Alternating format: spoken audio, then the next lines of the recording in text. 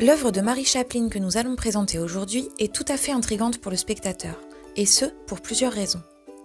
Elle s'intitule « L'histoire des trois fileuses », ce qui peut d'ores et déjà nous étonner. En effet, l'œuvre est manifestement abstraite, et pourtant, son titre fait référence à une histoire, un récit. Or, généralement, les œuvres dites narratives sont aussi figuratives, c'est-à-dire qu'elles représentent quelque chose de concret, de précis, de facilement identifiable. Mais nous y reviendrons par la suite. Poursuivons pour le moment les présentations. La technique utilisée est celle de l'huile sur toile. Il s'agit d'un tableau de grande dimension, et même, plus précisément, de deux tableaux accolés l'un à l'autre. On parle alors de diptyque.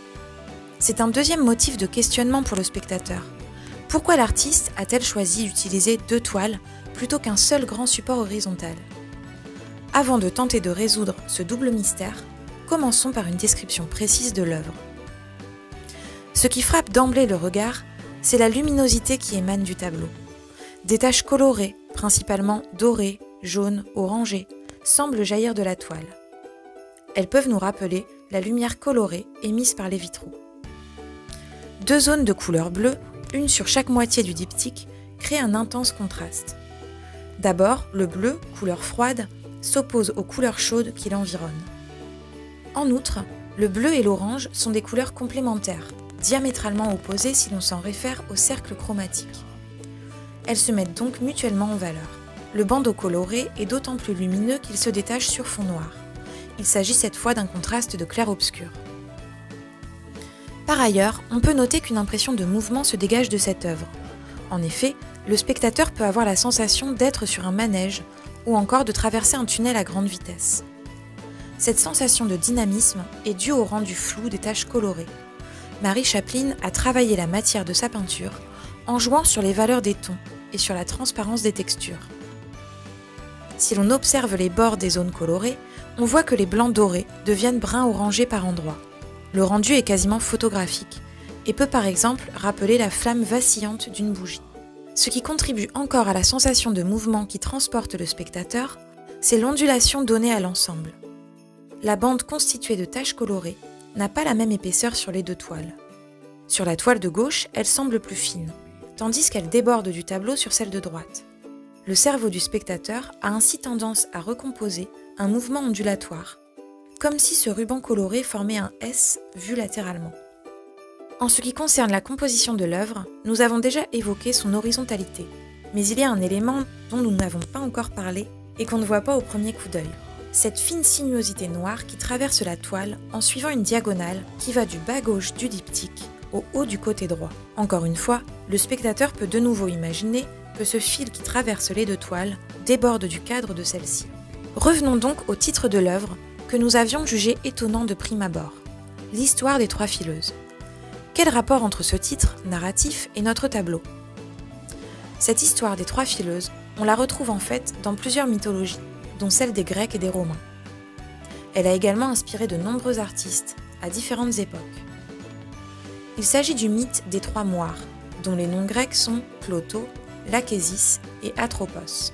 La mythologie romaine, quant à elle, évoque les trois parques, la première étant appelée Nona, la deuxième Décima et la troisième Morta. Par commodité, nous appellerons les trois fileuses par leur nom romain. Ces trois sœurs sont des divinités qui président à la destinée des hommes, de leur naissance jusqu'à leur mort. La première, Nona, est la plus jeune des trois parques. C'est elle qui fabrique et tient le fil des destinées humaines. On la représente souvent tenant une quenouille qui descend du ciel à la terre. La deuxième, Décima, déroule le fil, le met sur le fuseau et commence à le dévider. Enfin, la troisième, Morta, a pour rôle de couper inexorablement le fil de l'existence de chaque mortel. Elle est représentée comme la plus âgée des trois sœurs. Près d'elle, on voit souvent plusieurs pelotes de fils plus ou moins garnies, suivant la longueur ou la brièveté de la vie mortelle qu'elle mesure. Selon Jacques Lacarrière, écrivain spécialiste des mythologies, les trois parques sont, je cite, « le symbole de l'évolution de l'univers, du changement nécessaire qui commande au rythme de la vie et qui impose l'existence et la fatalité de la mort. » Le titre de l'œuvre de Mary Chaplin s'éclaire tout à coup d'une nouvelle lumière. Ce fil qui traverse les deux toiles, c'est bien entendu le fil de l'existence humaine. Celui-ci chemine entre des zones colorées, qui symbolisent sans doute des moments, des souvenirs plus ou moins éclairés par la mémoire, peut-être justement ces permanences de l'éphémère qui donnent leur nom à l'exposition.